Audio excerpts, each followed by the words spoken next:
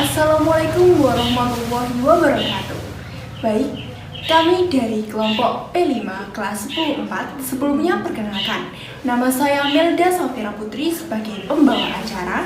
Dan selanjutnya di sini ada narasumber kita. Yang pertama ada Keisha Wila Angelina Zahra sebagai narasumber pertama. Yang kedua ada Clarissa Putri Amanita sebagai narasumber yang kedua.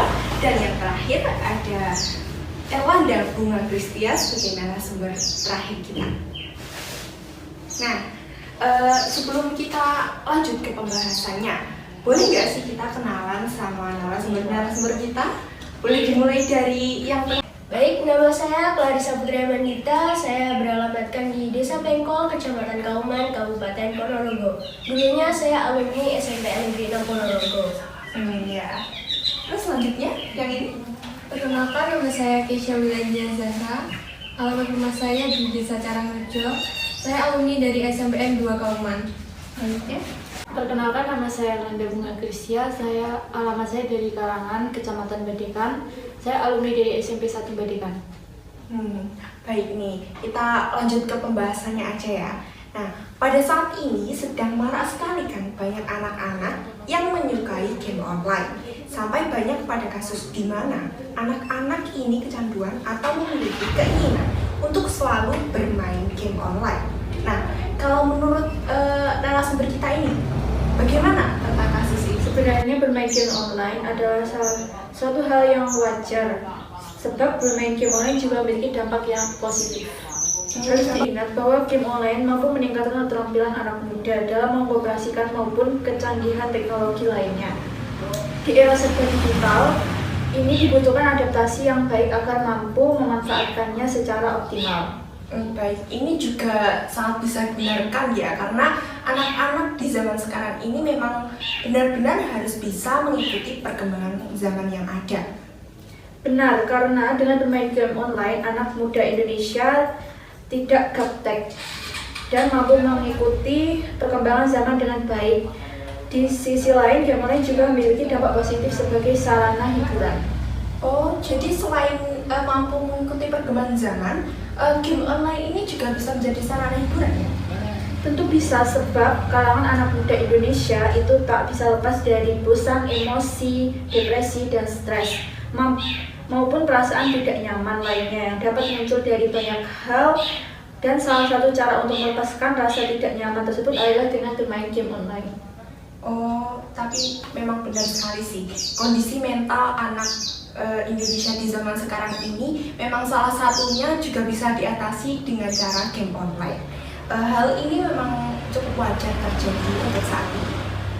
Betul, karena jelas akan semakin mengkhawatirkan apabila golongan anak muda ini tidak mampu melampiaskan rasa tidak nyamannya. Yang benar sih, lebih baik kita bermain game online daripada kita bunuh diri atau melakukan hal-hal diskriminasi yang tidak sesuai untuk zaman ini.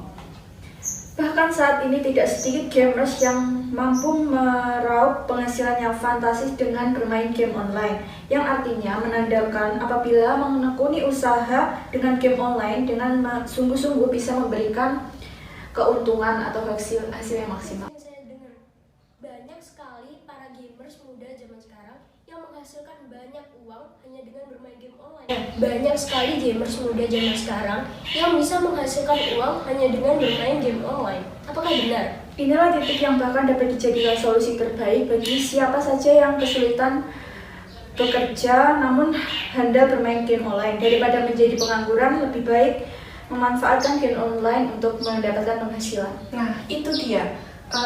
menjadi pengangguran itu sebenarnya juga hal yang tidak bisa dibanggakan ya. Jadi kalau kita melihat dari fakta-fakta tersebut, pada dasarnya dampak positif bermain game online bagi kalangan anak muda itu sangat beragam. Karena hal tersebut tak perlu ragu untuk melampiaskan perasaan tak nyaman pada game online. Nah, itu tadi kan dampak positifnya. Nah, kalau dari sisi negatifnya ini, bagaimana sih dampak negatif dari game online? Sebenarnya kalau dilihat dari dampak negatifnya banyak sekali. Salah satunya adalah anak-anak jadi lupa kewajiban mereka dan melupakan kegiatan rutinitas sehari-hari mereka juga.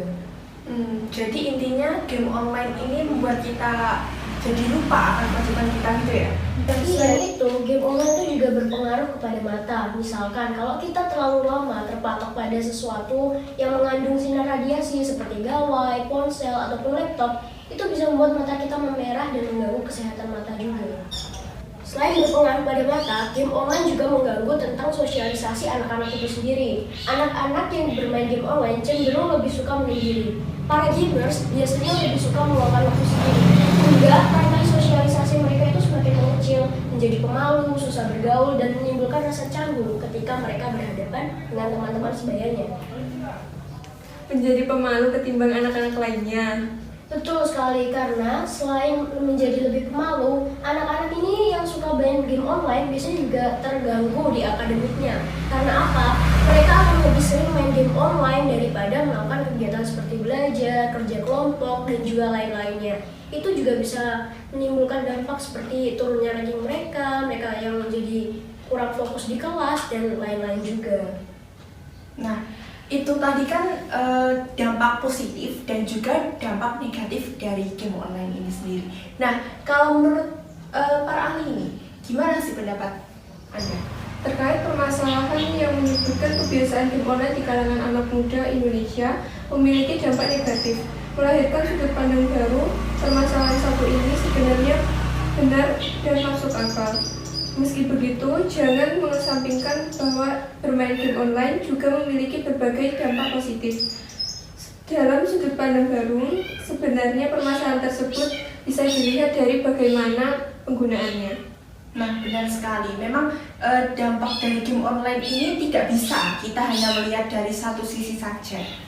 Dampak negatif bisa dirasakan apabila terlalu lama bermain game online sampai tidak mengenal waktu dan tempat.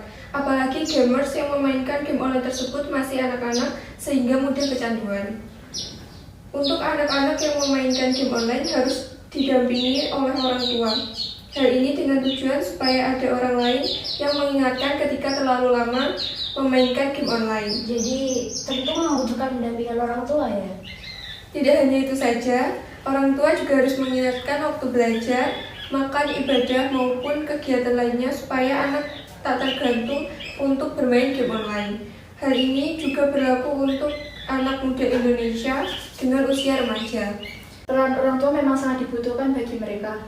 Meski sudah tak didampingi oleh orang tua, seharusnya memiliki kesadaran dalam diri sendiri untuk melaksanakan rutinitas maupun kewajibannya di kehidupan sehari-hari. Jangan sampai terlena karena game online sebenarnya hanya sarana hiburan saja. Baik, jadi selain dari pendampingan dari orang tua, juga diperlukan kesadaran dari diri masing-masing gitu ya? Tepat sekali. Jadi, jangan gunakan game online untuk kebiasaan yang merugikan. Begitupun untuk gamers yang menjadikan game online sebagai ladang usaha. Pastikan lengkapi diri dengan peralatan agar tidak terpapar dampak buruknya. Misalnya saja terpapar radiasi berlebih karena bisa mengganggu kesehatan. Sebagai contoh, bisa menggunakan kacamata khusus agar mata tidak perih saat bermain game online untuk mendulang apa? Mendulang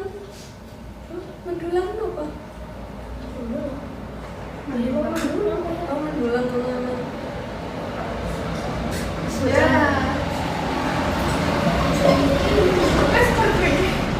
kan ada mendulang penghasilan. Nah. Agak awal apa? Dibilang ya. Sebagai contoh. Sebagai contohnya, bisa menggunakan kacamata khusus agar mata tidak perih saat bermain game online untuk mendulang penghasilan. Baik, itu tadi merupakan sedikit cakap-cakap kita ya tentang game online, mulai dari dampak positifnya, dampak buruknya, dan juga intinya kita tidak bisa hanya melihat satu sisi saja dari dampak game online ini sendiri. Buktinya tadi sudah dijelaskan oleh para ahli, sehingga kita sudah bisa memahami gimana cara kita untuk melihat kedua sisi dari dampak game online ini sendiri. Baik, cukup sekian dari kami. Kurang lebihnya mohon dimaafkan. Sekian, wassalamualaikum warahmatullahi wabarakatuh. Waalaikumsalam.